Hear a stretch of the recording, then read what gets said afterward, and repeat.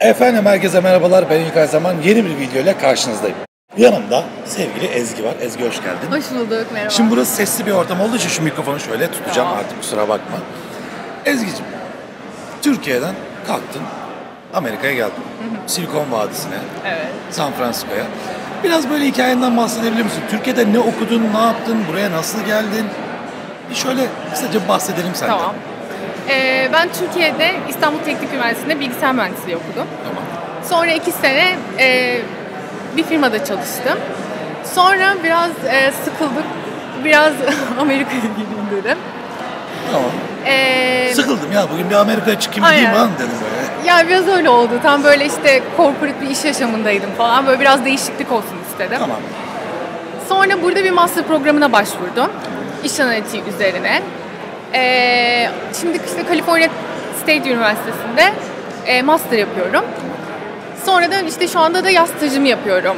San Francisco'da Curology diye bir startupta. Ne diye bir startup? Curology. Curology. Evet. Tamam. Nedir bu startup? Ne yapar? Şöyle, Curology insanlara özel kremler üreten bir startup. Hiç Şöyle- benlik değilmiş. Yani şöyle mesela işte yüzünün fotoğrafını çekiyorsun, bir uygulama üzerinden ilerliyor. İşte kırışıklıklarım var ya da işte sivilcelerim var falan gibi böyle işte şikayetlerinizi söylüyorsunuz, yüzünüzün fotoğrafını çekiyorsunuz. İşte bazı işte yaşınızı ya da işte daha önce kullandığınız ilaçları falan yazıyorsunuz. Onlar da size dermatologlar işte bir krem hazırlıyorlar. İşte, Fotoğraftan sadece. aynen öyle.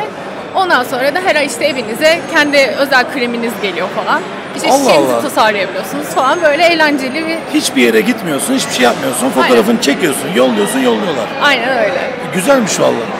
Süper. Evet, bayanlar için güzel. Bir de böyle biz çok, kim bize özel bir krem olsun falan diye böyle çok... Orada staj yapıyorsun. Evet, aynen. Peki, yani çok da bir genel olarak anlattın. Hani böyle şurada şunu yapıyordum, teknik üniversiteyi bitirdim, işte İTÜ'yü, onu yaptım, bunu yaptım. Peki buraya gelme, o staja buraya oradan kabul gördün bildiğim kadarıyla. Staja buradan başvurdum, Heh. burada okurken. Bayağı zor oldu staj bulmak. Öyle mi? Evet, buradan bahsedebilirim O biraz. aşamadan bahsedebilirsin. Aynen. biraz. Şimdi şöyle, önce nasıl staj bulunmaz bunu anlatabilirim. Efendim ders 1. Nasıl staj bulunmaz? Bak, Çünkü ben bunu 3 ay falan böyle boşuna debelendim falan ve hiç dönüş alamadım. ciddi misin? Aynen, çok sıkıntılıydı. Neden peki? Şimdi ben şöyle yapıyorum, LinkedIn'e Sence giriyordum. nerede hata yaptın Ezgi? Evet, çok iyi biliyorum nerede hata. İşte böyle LinkedIn'e giriyordum ya da işte diğer iş ilanlarının olduğu sitelere staj arıyordum. LinkedIn'de işte böyle easy apply'lar var. Hemen işte özgeçmişimi yollayıp başlıyordum. Ya da böyle şirketin sitelerine giriyordum, saatlerce dolduruyordum o formları falan. Ve hani 100 yere başvurduysam bir yer dönüş yaptı. Onda da hani biraz tam benim aradığım staj değildi. Şimdi benim çalıştığım alanda, okuduğum alan biraz farklı. Kendi alanımla ilgili çok deneyimim olmadığı için direkt şey olmadı. Yani sadece burada da şey yapıyorlar. Senin daha önce bu konuyla ilgili bir iş deneyimin olmasını bekliyorlar. Eğer yoksa biraz işin zor. Yani sadece öyle işte LinkedIn'den başvurarak işlere kabul alınmıyor. Olmuyor.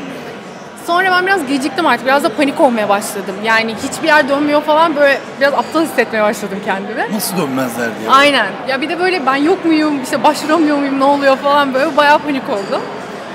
Sonra birkaç tane etkinliğe gitmeye başladım. Tamam. Etkinlikte iş alım uzmanlarının söylediği birkaç şey vardı.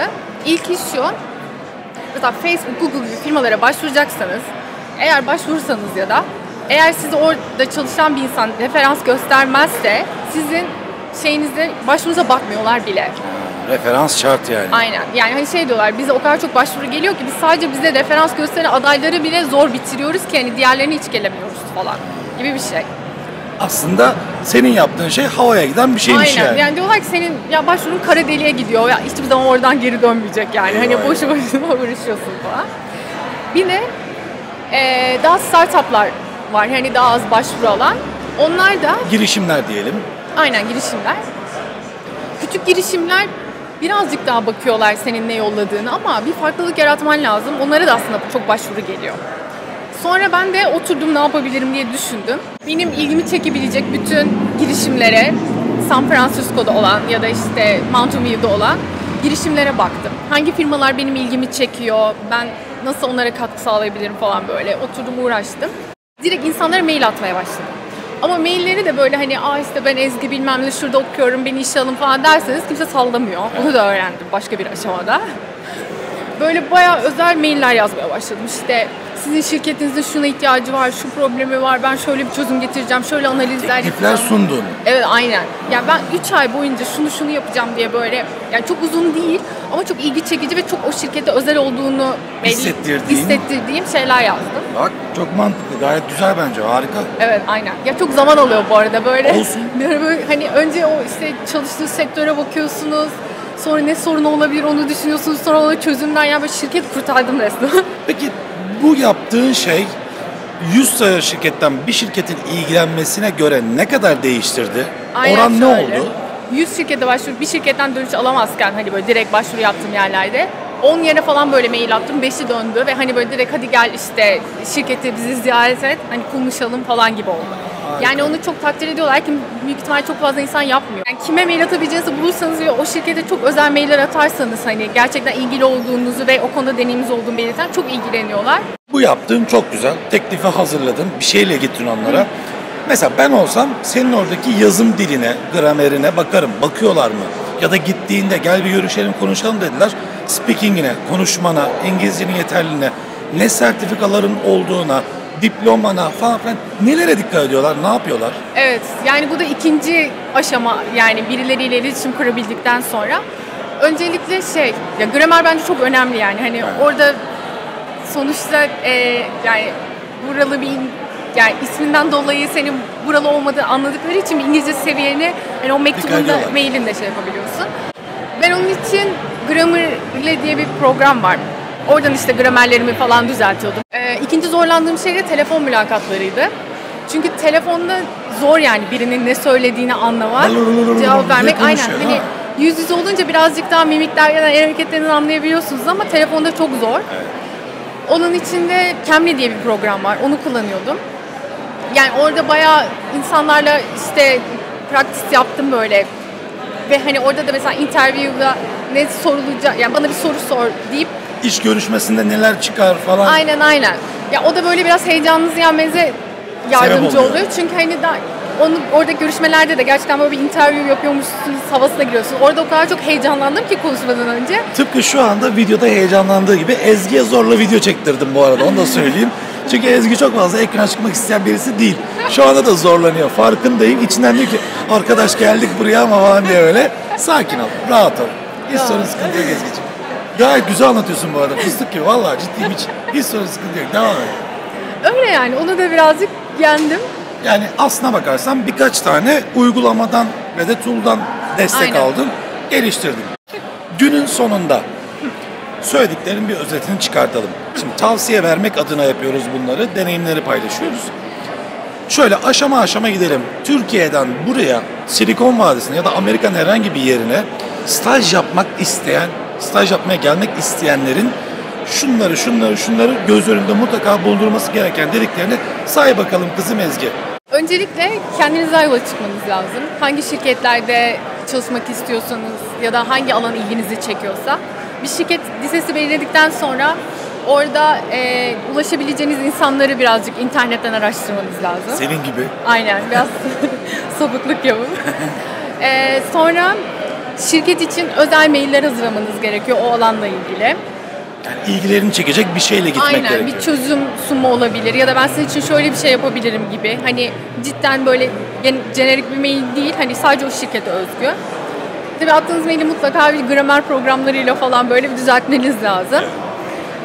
Onun dışında diğer yazılımlarla İngilizcenizi geliştirmeniz lazım. Bence gerçekten çok önemli yani. İngilizce konuşma pratiği yapmak bu tarz interview öncesi. Ana dili İngilizce olan insanlarla. Yani hem konuşma pratiği açısından hem de heyecanı atabilme açısından, yani biriyle ekran karşısında görüşme yapabilmek çünkü biraz alışık değilse stresli bir şey. Yani böyle yılmadan devam edip insanları sonuna rahatsız kadar edip, gitmek. Aynen.